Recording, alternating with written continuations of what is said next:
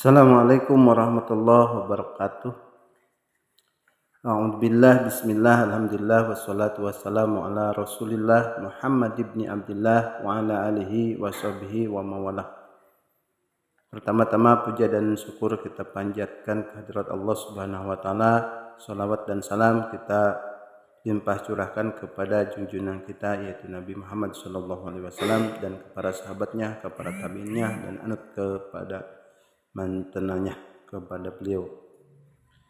Hadirin yang dirahmati Allah, pada kesempatan kali ini saya akan membahas tentang rumah Rasulullah SAW. Kenapa harus bermewah-mewah ketika kesederhanaan lebih baik dan bahkan membawa berkah? Rumah itu hanya ditempati sementara, tidak kekal sebagaimana rumah akhirat. Meski kita bangun seindah dan semewah mungkin, kalau ajal telah tiba, tetap saja rumah itu akan kita tinggalkan. Hadirin yang berbahagia, kita contohkan di sini ada suatu cerita, sebut saja nama Mawar. Mawar ini selalu berharap, ya, suatu hari ia bisa memiliki rumah yang sangat besar. Rumah berkeramik, memiliki kamar mandi di setiap kamar. Ada kolam renang juga taman untuk peristirahatan. Tidak ketinggalan rumah itu akan ia isi dengan berbagai perabotan apik seperti yang pernah ia lihat dalam sinetron. Ya, di dalam sinetron rumah mewah-mewah seperti itu. Perabotan mahal yang semakin memperindah rumah. Memiliki rumah besar pasti sangat menyenangkan, pikir Mawar. Sambil menerawang, ia membayangkan sebuah rumah yang pernah ia lihat di jalan pertokoan. Rumah itu nampak megah. Ya, pokoknya, kata Mawar, pokoknya aku harus menabung dari sekarang. Aku akan bekerja dengan keras, tekad Mawar. Kebetulan beberapa hari lalu ia baru saja mendapatkan pekerjaan sebagai penjaga toko. Selama ini Mawar memang tinggal di rumah sederhana bersama orang tuanya. Rumah ala kadarnya ya, yang masih jauh dari sempurna. Rumah itu masih beralas tanah, bertembok bata dan juga tidak memiliki perabotan yang istimewa. Rumah Mawar kalah jauh dibandingkan rumah sahabatnya, yaitu Intan. Hadirin yang berbahagia, rumah Intan sangat besar dan mewah. Di ruang tamu Intan terdapat sofa yang sangat empuk. Di kamar Intan ada meja rias yang sangat cantik. Bahkan ada pula televisi yang bisa dipakai sendiri. Padahal di ruang keluarga pun sudah disediakan televisi. Tidak hanya itu, dapur di rumah Intan juga sangat menawan. Kemewahan itu sungguh membuat Mawar kadang merasa iri. Kapan aku bisa memiliki rumah seperti itu? Gumam Mawar dalam hati. Karena itu pula, kadang ia merasa iri setiap kali bermain ke rumah temannya yang sudah bagus dan sangat nyaman. Mengingat tidak hanya rumah Intan saja, tetapi hampir semua rumah teman sekolahnya udah pada bagus. Karena itu pula kadang Mawar merasa minder jika ada temannya yang ingin datang ke rumah bermain. Ia malu memperlihatkan rumahnya yang masih sangat sederhana. Hadirin rahimakumullah yang dirahmati Allah. Nah, kisah semacam tadi kadang sering kita dengar. Karena tanpa kita sadari, kerap kali kita memandang milik orang lain itu lebih indah daripada milik kita sendiri. Pepatah mengungkapkan, rumput tetangga lebih hijau daripada rumput sendiri. Maka tidak heran jika kita jauh dari rasa syukur. Karena setiap melihat apa yang dimiliki tetangga, timbul rasa iri untuk ikut memiliki. Di sisi lain, Siapa sih yang tidak ingin memiliki rumah bagus, mewah, dengan halaman luas, perabotan mahal, dan lengkap? Bohong jika kita tidak menginginkan keindahan dunia tersebut. Hampir semua orang ingin memilikinya. Bahkan kita rela bekerja keras mengumpulkan uang dan kekayaan untuk mewujudkannya. Coba kita tengok rumah-rumah yang dimiliki para artis di tanah air tercinta atau rumah para pembesar di sekitar kita. Hampir semua memiliki hunian super indah yang membuat siapa saja iri ketika melihatnya. Di belakang kolam renang, di depan villa, tempat-tempat pendopo-pendopo. Namun rumah di dunia itu tidak akan kita tempati selamanya. Kita di dunia itu hanya sementara. Pernah dengarkah lagu yang judulnya itu Mampir Ngombe yang dibawakan oleh Rizal Pertizone? Urip ning dunyo piro suwene diumpamakno mung mampir ngombe. Merupakan salah satu lirik dari lagu yang ia bawakan itu. Jadi maksud dari lirik lagu itu adalah berapa lama kita tinggal di mana, berapa lama kita tinggal di dunia. Karena tinggal di dunia itu diumpamakan hanya seperti singgah untuk minum, gitu. Nah, hadirin yang berbahagia, bukankah itu sangat sebentar sekali? Oleh sebab itu, daripada kita berlomba-lomba memiliki rumah besar dan mewah, kenapa kita tidak memilih hidup lebih sederhana saja? Hidup seadanya, membangun rumah indah tetapi sederhana saja, secukupnya saja, dan tidak perlu berlebih-lebihan, apalagi dengan mengambil uang yang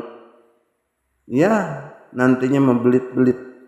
Dengan membuat ruangan-ruangan yang tidak terlalu bermanfaat, gitu ya. Toh rumah indah itu juga tidak akan kita tempati selamanya. Kita tidak tahu pada usia berapa kita akan dipanggil oleh Allah Sang Maha Kuasa. Benar bukan? Dalam Al-Quran sendiri Allah menjelaskan bahwa hidup di dunia itu hanya sementara. Hidup di dunia itu diumpamakan seperti permainan dan senda gurau, ya. Di dalam Al-Quran surat Al-An'am dijelaskan ya ayat 32 yang artinya, dan hidup di dunia ini hanyalah permainan dan senda gurau, sedangkan negeri akhirat itu sungguh lebih baik lagi. Orang-orang yang bertakwa, tidakkah kamu mengerti? Ya, daripada kita bersusah payah untuk hidup yang tidak seberapa lama itu, apalagi sambil ngehutang. Kenapa kita tidak bersusah payah untuk kehidupan di akhirat yang kekal abadi? Lebih menjanjikan bukan? Bahkan di sana Allah sudah membangunkan rumah-rumah indah dan megah yang disiapkan bagi para kekasihnya. Orang-orang yang bertakwa yang mengikuti segala perintah dan menjauhi larangannya. Tidak masalah bukan hidup sederhana dan tinggal di rumah yang biasa saja? Akan tetapi di akhirat kita mendapatkan ganti yang lebih baik? Hadirin rahimakumullah. Tidakkah kita ingat kehidupan Rasulullah, ya, meski beliau adalah seorang nabi dan rasul, kepala negara dan kekasih Allah sekaligus, tetapi beliau hidup dengan sangat sederhana. Beliau tidak pernah hidup bermewah-mewahan, padahal jika beliau mau, mudah bagi Allah untuk mengabulkan semua keinginan Rasulullah SAW. Akan tetapi beliau tetap pada kebiasaannya yang sudah terbiasa hidup sederhana sedari kecil. Hadirin yang berbahagia, rumah beliau pun sangat sederhana. Jika kita bandingkan dengan rumah yang kita miliki, tentu akan sangat jauh berbeda. perlu kita ketahui, rumah Rasulullah itu hanya beralas atau berdinding tanah liat. Untuk alasnya pun dari tanah, lalu atapnya dari pelepah kurma. Perabotan yang dimiliki Rasulullah pun hanya secukupnya. Dan perlu kita ketahui, rumah Rasulullah itu lebarnya hanya 8 meter. Ukuran rumah beliau berkisar 8 kali 4 meter. Untuk ukuran rumah, bukankah itu sangat kecil? Rumah itu sendiri dibagi menjadi 2 bagian. Satu bagian tempat istirahat dan ruang serbaguna.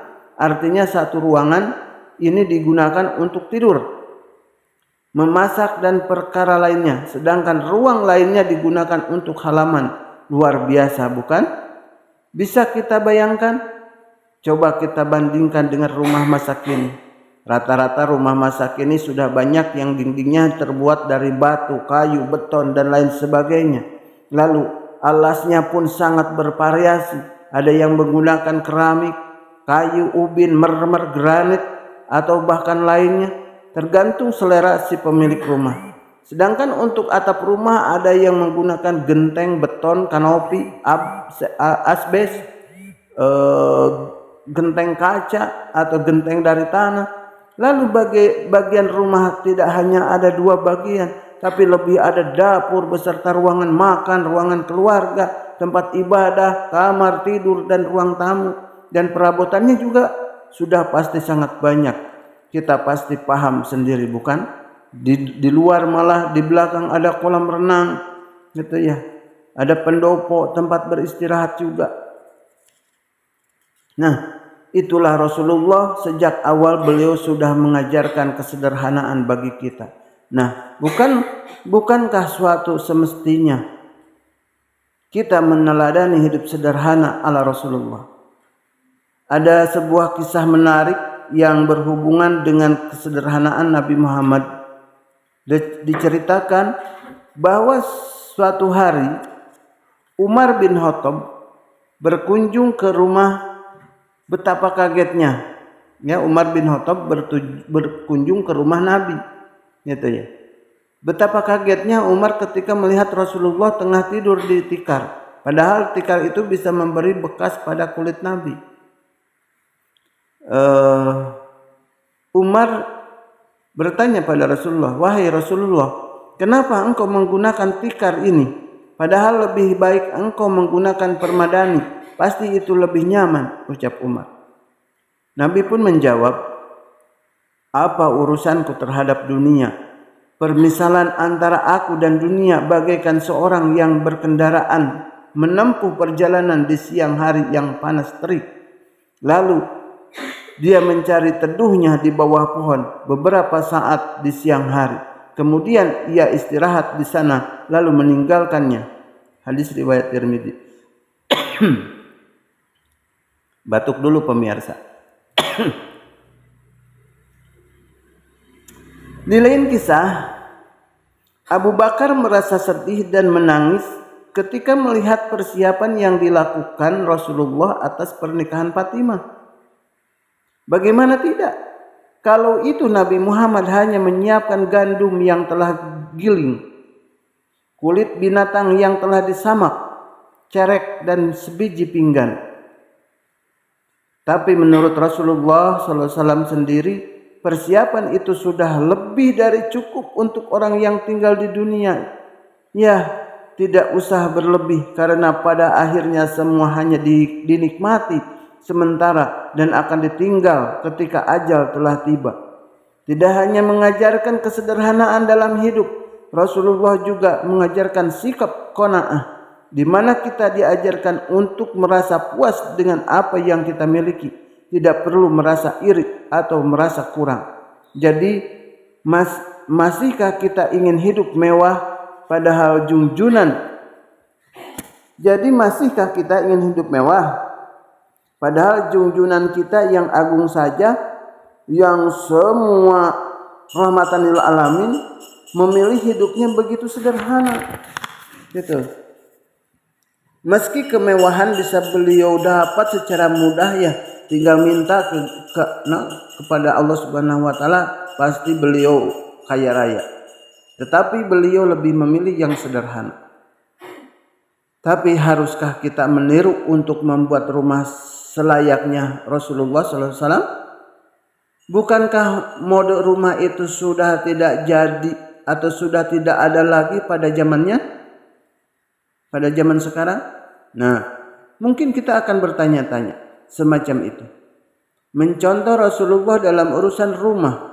Tentu kita tidak mesti sampai meniru gaya rumah dan luasnya karena berkembangnya zaman. Tentu saja sudah banyak perubahan. Maka marilah kita contoh bagian kesederhanaannya itu. Di mana kita membangun rumah secara sederhana dan tidak berlebihan. Apalagi dalam membangun rumah diperlukan dana yang tidak sedikit. Jangan sampai karena ingin memiliki rumah yang besar dan indah, kita sampai melakukan berbagai cara, termasuk cara yang tidak halal.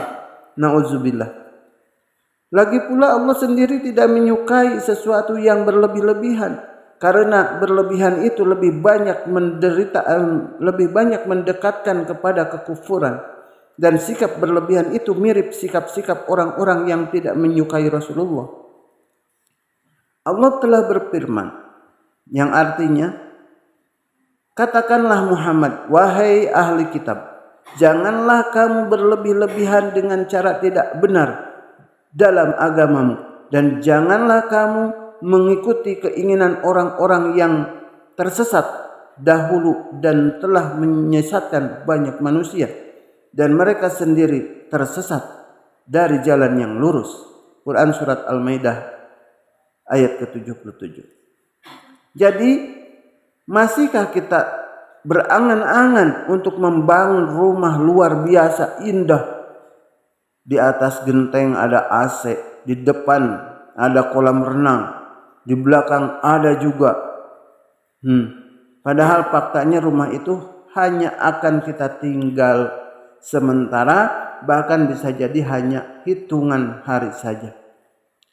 Nah, hadirin sekalian, semoga kita tidak melambung. Kemauan itu tidak melambung ke atas. Ya. Mari kita pikirkan ulang dan renungkan lebih dalam. Hidup sederhana itu lebih bersahaja dan lebih berkah. Kenapa? Karena hidup kita jadi jauh dari rasa iri dan dengki. Kesederhanaan akan melatih hati dan jiwa kita untuk selalu bersyukur, ikhlas, dan memiliki sikap qanaah. Kesederhanaan akan membuat hidup kita jauh lebih tenang. Kita tidak akan sibuk memikirkan gengsi, saling berlomba-lomba untuk memamerkan harta yang kita miliki. Kita pun tidak akan punya waktu untuk memikirkan harta benda secara berlebihan. Kesederhanaan akan membuat kita lebih dekat kepada Allah, karena di setiap waktu dan tempat hati kita akan teringat kepadanya. Renungan. Sederhana itu membawa berkah, membuka pintu kebaikan, menjauhkan dari kebatilan. Sederhana itu melatih hati dan jiwa untuk selalu ingat, syukur, dan tidak takabur. Kebahagiaan itu tidak bisa diukur hanya dengan memiliki rumah besar dan mewah. Akan tetapi kebahagiaan itu hadir jika hati penuh syukur dan menerima. Rumah mewah memang indah dipandang mata, tetapi rumah mewah tidak akan bisa kita bawa ketika ajal tiba.